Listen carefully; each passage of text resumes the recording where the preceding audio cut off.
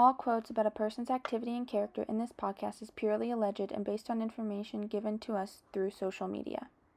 But we should start being funny.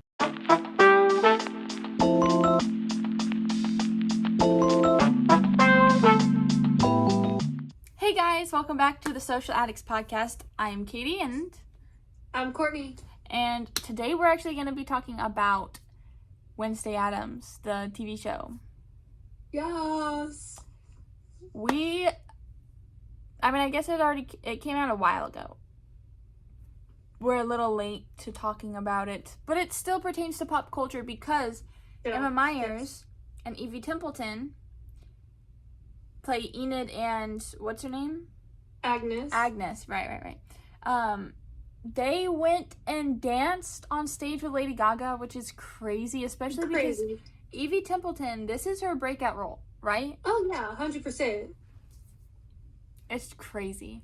So, we're going to talk about our thoughts on Season 2, our thoughts on Season 1, and our thoughts on the actors. Well, let's get into it then. Let's go. So, first off, what did you think about Season 1? Season 1, I think it's, I want to say iconic, kind of, in a way. I mean, we gotta hand it to Christina Ricci for playing Wednesday when she played Wednesday, but Jenna Ortega does a pretty good job, too. I mean, the cold stare, I don't think anyone else could have done that as well as Jenna Ortega, so. Yeah. I think that they've all added, their own little piece, to the Wednesday Addams character. I don't think Christina Ricci was as, deadpan,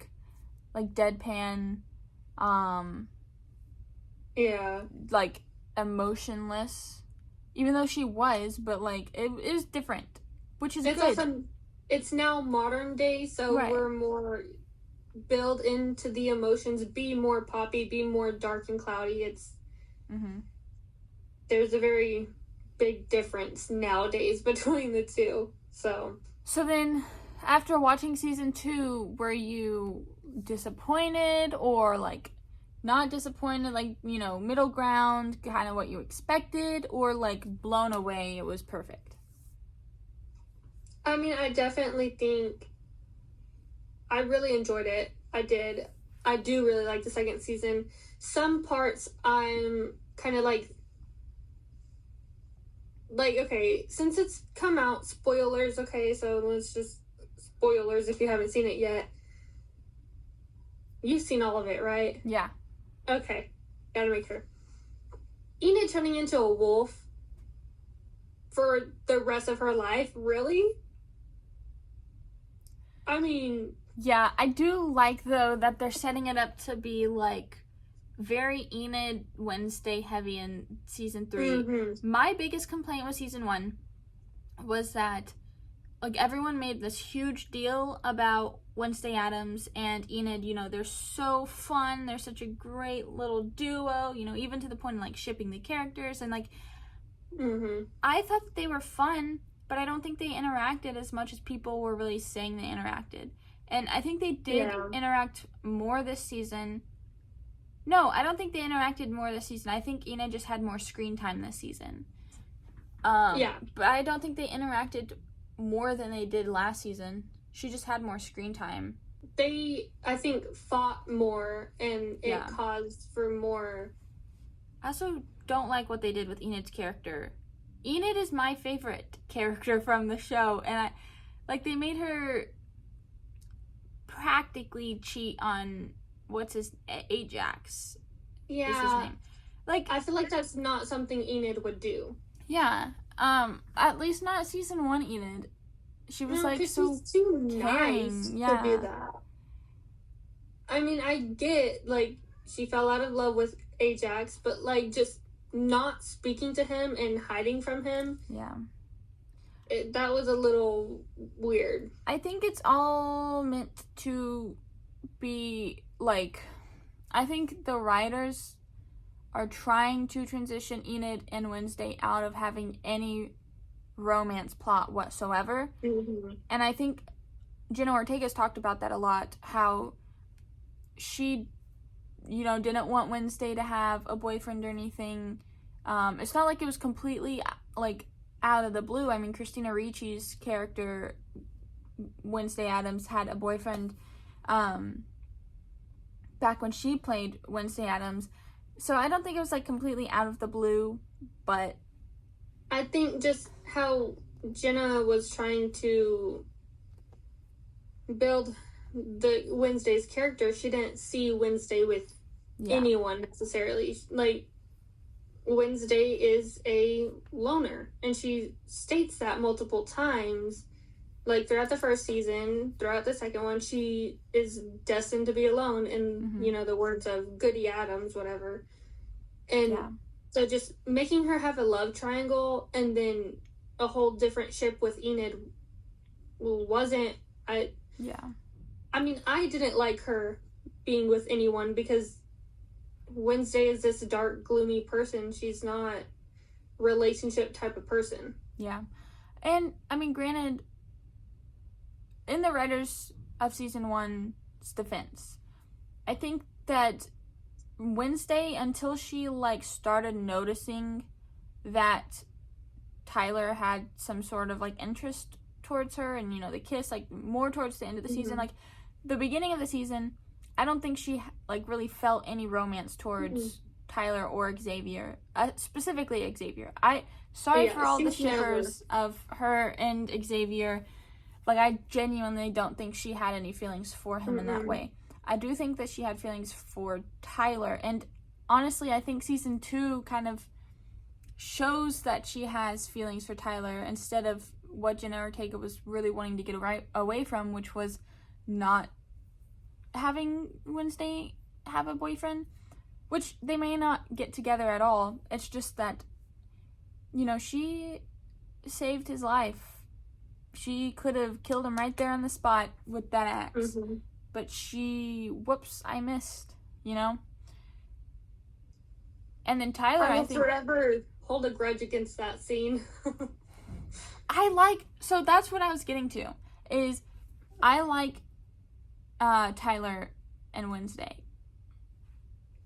That is my hear me out. I think that they would be a good ship, a good couple. I like Tyler's character, other than the fact that he's obviously murderous, but he's also, a child who's heavily manipulated and controlled by this crazy woman.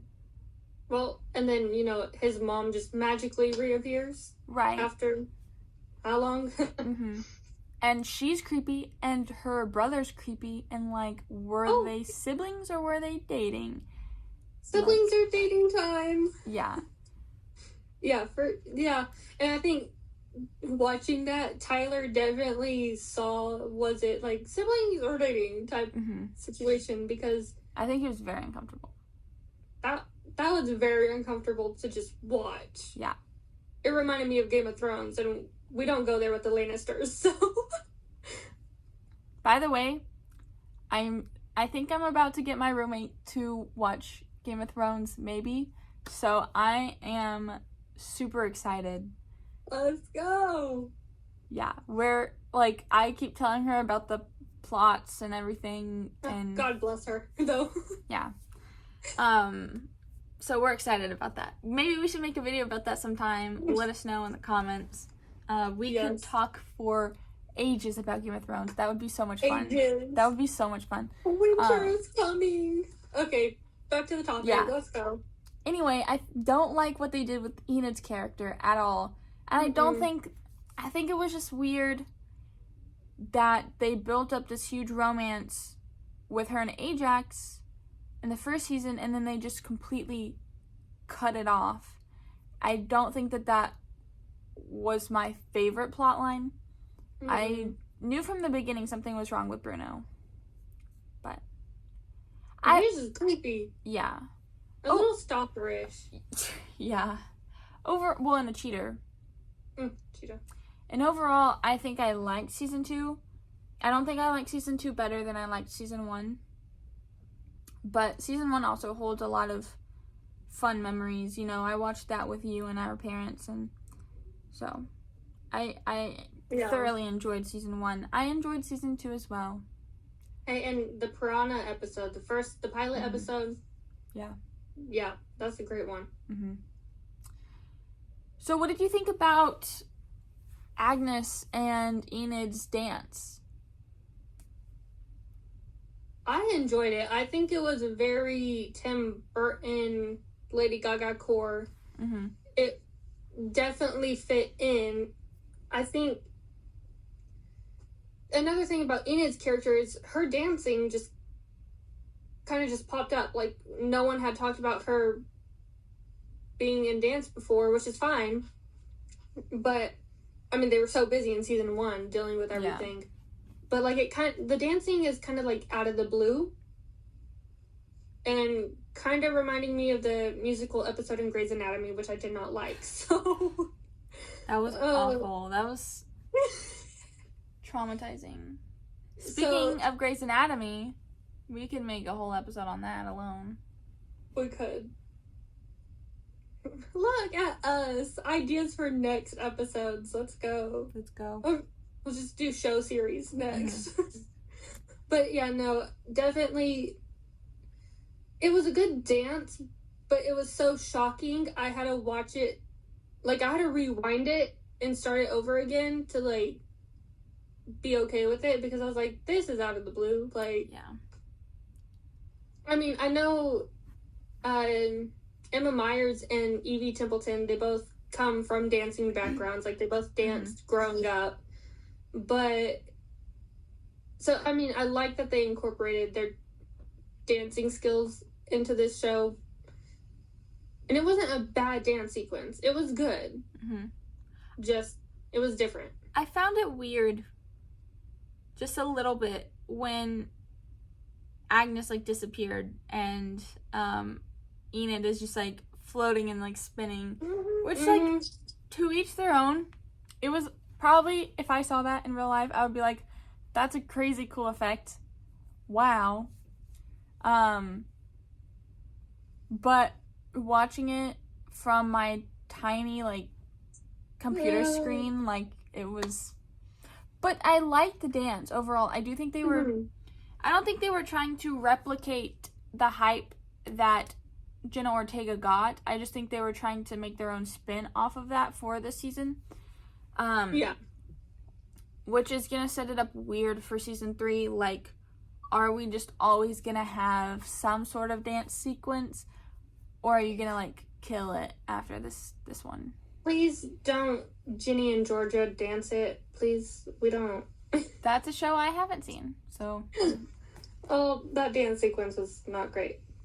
Just, let's keep it Tim Burton themed, and we'll be okay. I think the dance was very unique. It wasn't, like, it wasn't like they were stealing from Jenna Ortega's ideas or anything. Like, they put their own twist on the idea, and it fit the plot. It was great. Well, I mean, actually, Jenna Ortega was, like, a producer on the second season. Yeah. So, I mean, she did have a say in doing it, so, I mean, she was fine with it. Everyone was fine with it, and it is a great dance. Is there, like, a bird outside that's, like... Sorry. The cat's trying to find it. No, you're good. But definitely love it. I don't know, maybe third season it'll be Enid, Agnes, and Wednesday dancing. Who knows? Maybe they'll be singing that time, too. A flash mob. Let's just get it all out. Yeah. I mean. But they got to dance on stage with Lady Gaga, which is wild. Yeah. I mean, because I saw the video for that, and I was like, okay, Lady Gaga dancing. Those backup dancers look familiar. But then I just kept scrolling, and then I came across it again, and it was a video saying, like, can't believe I'm watching Emma Myers and Evie Templeton live right now. And I'm like, hold up. That's actually them. And it was just, I mean, I guess I'm just not on social media that often to know when these things are happening. Isn't it crazy? We have a podcast called Social Addicts Podcast, and neither of us are really on social media. Hey, don't spill our secrets, okay? Picked a bad time to choose self-improvement. Speaking of Tim Burton, Evie Templeton is definitely a Tim Burton girl. Yeah, she's got like those huge eyes, yeah. The doe eyes, I mean, that's... And red hair, too, I think, is very Tim Burton-esque. Well, that's not even her, like, actual hair color. She's a blonde. Are you serious? Yeah, she's blonde. That's crazy. She's like a dirty blonde brunette. And, I mean, Ella Purnell has the doe eyes. She's a Tim Burton. I mean, there's more. I just can't remember their names. But definitely having the Tim Burton look makes it a big difference being part of a Tim Burton movie, I feel. Speaking of Evie Templeton, a lot of fans were shipping Agnes with Enid. And I knew people were going to do that the second they, like, you know, the second she showed up. Friends? And, yeah. Well, the second they started arguing, because people love the enemies to lovers trope, whatever. But... Emma Myers was asked about it in an interview, and she shut it down completely. She shut it down quick. She was like, well, and I don't know if she had actually heard about it before, because she was, like, shocked. She was like, Agnes and Enid? Like, no. Because, well, first off, Emma Myers is 23 years old. Evie Templeton is 16. Second off, Enid Sinclair is 17 by the end? Because I think so. Because in the first season, Wednesday is 15, turned 16. In the second season, they had to have been 16, turned 17. So because, yeah. Enid is 17, and I'm pretty sure I've heard them say that Agnes is 13. That's wild. Yes. It reminds me of the people who ship, like, Marinette and Hawkmoth. Oh, don't! No! Yeah. All the movie references, though, in this episode, though, is crazy. That's crazy, yeah. I love how Emma Myers shut it down, though. She's like, no, that's not a thing. No. Yeah. Agnes can go be shipped with someone her age, like her best friend. I don't remember what. Yeah, the girl that she's always with. She's just a side character, but... Well, by the end of the show, she's, like, all alone. Well, she's got Enid and Wednesday. No, but before that, she was, like... Yeah. She was all alone, because after Enid and Wednesday swapped bodies, which, by the way, that episode was wild. That was so good. After they switched bodies, Enid in Wednesday's body was like, yeah, I don't like you, blah, blah, blah. And then she, like, went and she cried and she was, like, all alone. Yeah. Which, that episode was so good. And did you know that Emma Myers only got, like, what was it, a month of, like, she didn't even know that it was happening until, I think it was, like, a month or something crazy like that beforehand. So. Well, and you know that in interviews, Emma Myers is like, no, I originally, like, auditioned to play Wednesday, but I read the role for Enid, and I'm like, yeah, no, I fit Enid so much better. Like, in an interview, she literally said there's no way she'd ever be able to play Wednesday, and then here we are. Yeah. And I think she did fantastic. I think she has really good. A lot of insecurity about it based off of the interview that I saw. And she was very anxious about it, which makes me feel bad because I love that episode, and I don't want to love the episode if the actress was, like, super stressed about it. Yeah. But she did such a good job, and Jenna Ortega did such a good job pretending to be Enid, and it was great. I mean, I think they both killed that. Yeah. And I mean, it really was the Wednesday we didn't know we needed. Mm-hmm. Oh, one thing that my roommate has talked about a couple of times, also on the topic of Agnes, was, like, the whole stalker situation that they set up for at the end of season 1. and how it literally turned out to just be, like, not necessarily a fake stalker, but not the main villain. And so we spent a large portion of part 1 of season 2 on this, like, stalker, but turns out it's just the 13-year-old redhead who just wants to be like Wednesday. Yeah, which, I mean, I like Agnes's character 100%. I think she's a great addition. I just think maybe they shouldn't have spent so much time on the fake stalker situation. It might have given them more time. If they hadn't spent so much time on it, it might have given them more time to flesh out the situation a bit more with, Enid's love triangle, flesh out Bruno's character more, flesh out, the whole dynamic of Pugsley living with Eugene. Is that his name? Yeah. Eugene? Pugsley living with Eugene, and how Pugsley was... They show it a little bit, how Pugsley was, like, not treated well, which I think goes against Eugene's character. Yes. Just like, Enid's, it kind of just goes against it. Because he was so nice to Wednesday, why is her brother any different? Right. I don't know. I think that they could have used that time to flesh out characters a little bit more, and character dynamics a little bit more, specifically. Because, they do a fine job of giving us likable characters and characters that have some sort of depth, but the actual character dynamics, I think, is where they struggle. And that was, again, my problem with season 1, was that everyone was talking about Wednesday and Enid, and Enid was great in season 1, and Wednesday was great in season 1, and, like, together they had lots of fun moments, but I don't feel like they had as many as people were saying they did, as many interactions. So I think that, like, actual relationship dynamics is where they struggle a little bit more. They focus heavily on, like, Tyler and Wednesday, I feel like, more so than really, and Wednesday and Morticia. Those are the two main relationships we really see develop throughout the show and, like, are tracking. But, Wednesday and Morticia haven't even, like, they're still just mad at each other. Yeah. Like, I feel like we need to know why Wednesday is the way she is towards her mother. I think a lot of it is just, she's 15.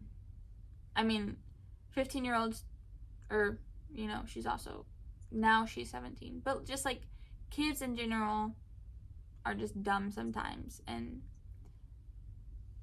I think that has a lot to do with it. And not very many kids like their mom or dad, which I guess she might have some validity to it. I think she expects more than maybe a kid should expect from parents in terms of, like, all of her investigating. She just expects her parents to just drop all of these, huge secrets that they've had their entire lives. And it's not like they necessarily know that she's investigating those things half the time. She doesn't tell them about it. So, I don't know. I think season 2 was really great overall. I think season 1 was better, but... Yeah, but with a lot of shows, season 1 is gonna be a little bit better because it's, like, the iconic first season. Mm-hmm. So... Yeah. We'll definitely have to wait for season 3 and see how that plays out. I'm definitely excited for the Wednesday Enid, because the end of season 2, Wednesday is with Uncle Fester and they're trying to go find, like, they're hunting down Enid. Mm-hmm. So I'm definitely excited to see how that plays out, and if Enid gets her human body back, cross your fingers she does. Yeah. I'm sure she will. I'm willing to bet they aren't going to, like, completely cut out Emma Myers' job But what I'm afraid of is that they're going to spend the first episode or 2 or maybe 3 on Enid, and they get her back to normal, and then they're just like, here's a new villain. Yeah. You know, like, I would like to see a little bit of Enid and Wednesday's characters interacting more. I really just want to see, I really just want Enid to be the main character, honestly. I still, despite everything she did in season 2, I still have hope that her character is going to be better. Well, and after being stuck in her wolf form for so long, trying to, run away from all the other wolves trying to hunt her, it could definitely, brighten her horizon. She'd notice things and maybe get better at certain things, so. Yeah. Well, guys, I guess that was our episode today. I hope you liked it. And, go leave it down in a comment, guys. Who's your favorite character? Let's get these comments rolling. And make sure you check our social media, TikTok and Instagram and YouTube Shorts for short-form content. And make sure you go to YouTube or Spotify and watch our episodes. Yeah. See y'all later. Bye.